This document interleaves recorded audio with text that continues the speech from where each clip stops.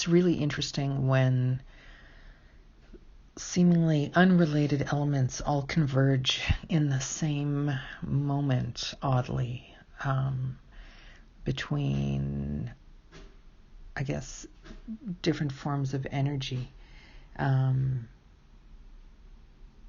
different energy sources. And when we think about, the internet, radio, text messaging, being hooked up through Wi-Fi or cellular devices, they're all converging. Most of the information that we're having is that way versus the old landline or traditional radio signal. Even the radio is mostly cable now, which is then Wi-Fi again.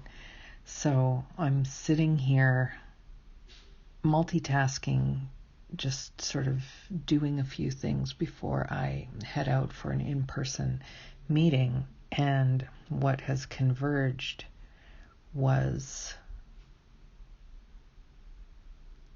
like on social media, which actually isn't a like. It was a heart. And something else that I'm listening to in the background talking about soulmates coming together. And the thing that was hearted had to do with the same subject matter. And then simultaneously, I'm looking at a deck of cards, which is the Native American Oracle cards, not even thinking anything really, just sort of being mildly distracted in general, intentionally. If you can be intentionally distracted, just to sort of let whatever's coming through come through. Out the window, most of the leaves are gone, obviously, except for the rhododendrons and the coniferous trees. But in the distance, there's a birch tree, and most of the upper leaves are gone, but the ones that are dangling at the bottom actually look like gold, little like paint daubs, almost something like a Klimt painting, and they're just sort of flickering and fluttering out there against this really gray, drab day. There's these flecks of gold twinkling, and there was a hummingbird.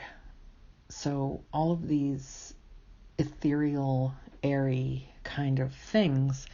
And then I'm shuffling, not asking anything, and the card that flew out was the snow goose, and it's in a section of these cards called the Animal Allies.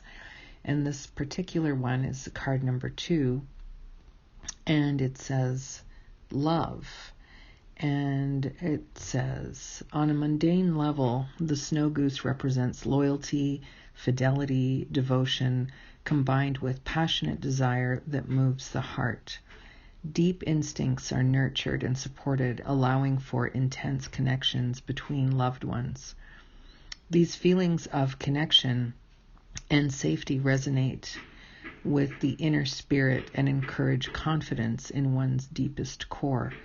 The qualities of the snow goose create the perfect environment for transformation. Just as snow goose pushes us to connect with our human loves, it also nudges us toward a deeper, closer connection with spirit. Shells are symbols of fertility and transformation.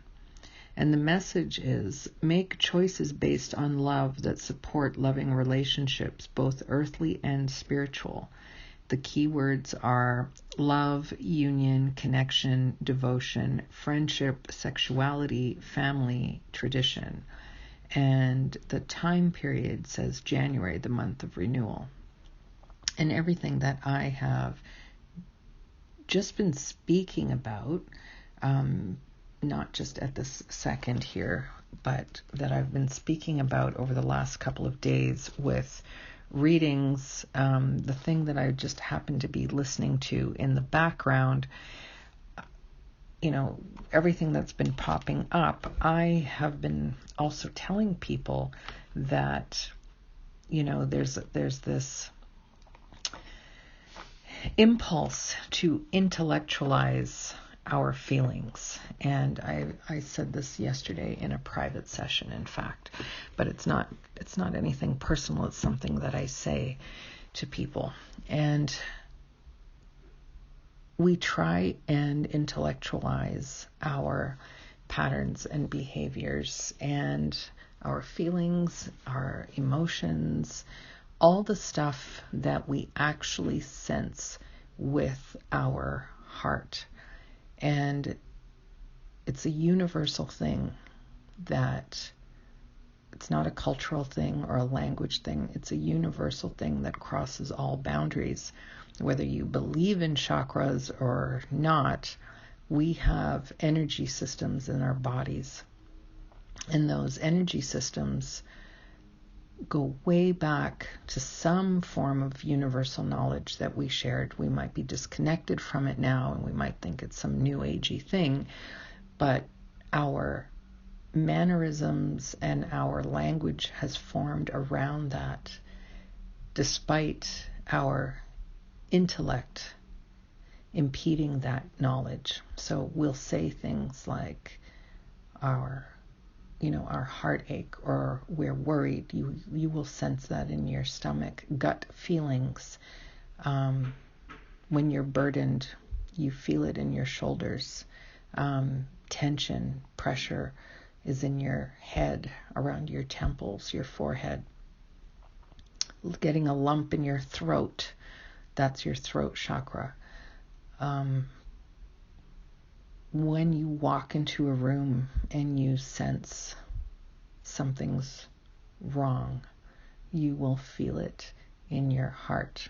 Feelings of self-worth or lack of self-worth, you will feel in your lungs. The inability to express yourself can be felt in your lungs, in your throat. And your throat chakra is your ears, nose, and throat. So this desire that we have to use mental faculties when describing our feelings is, it's all fine and dandy. But I tell people, use your brain, your mind, your intellect to deal with the things that require that. And it seems really simple, but people don't do it. They use their heart and their emotions far too often when dealing with things that require intellect and analysis and detachment and critical thinking. There's all kinds of emotions caught up in that. I see it all the time in business. Things getting totally derailed because people are using their feelings instead of following an efficient process, or taking things personally, or getting offended instead of thinking of getting the thing done. And then we use our intellect and our mental faculties when it comes to our childhood programming, our behaviors, our brokenheartedness, or our open-heartedness. And that's not where feelings come from. Feelings do not come from the brain. And so all of that, which is far from being in a nutshell, all of that has been going on in my dialogue for the last several days. And then at this moment, where I'm just killing a couple of minutes before I leave the house, all of these converged. And all that means to me is that it is confirmation from the universe that, yes, leading with the heart is the way to go. Opening the heart is the way to go. sending and receiving through that portal is the way to go. And you use your brain and your intellect for all of those other things. And that's it. And that's all I have to say on the matter for today.